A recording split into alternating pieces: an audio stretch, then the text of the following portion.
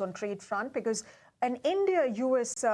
A trade delegation from the United States is all set to visit India from June 1st till the 4th of June. In fact, the U.S. delegation is going to be here to further the talks as far as a bilateral trade agreement between both the sides is concerned. It's going to be led by the United States chief negotiator, Brendan Lynch, who will be holding talks in India, and those talks will be led by India's chief negotiator, Darpan Jain. Remember, the discussions are expected to focus on market access, non-tariff barriers, customs and trade facilitation, investment promotion, economic security alignment, along with what the tariff rate is going to be pitched from India.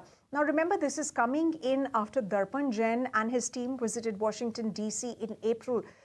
They visited from April 20th till the 23rd of April, and these meetings enabled key progress on matters including representations that was submitted on Section 301 investigations.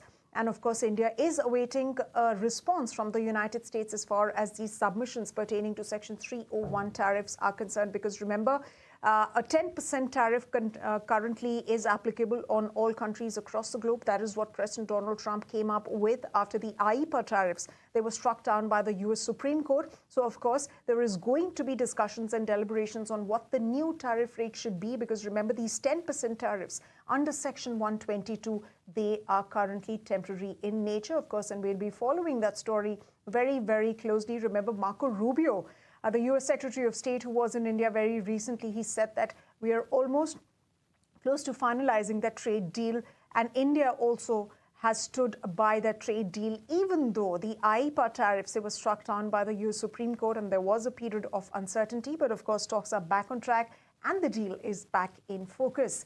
Now, speaking about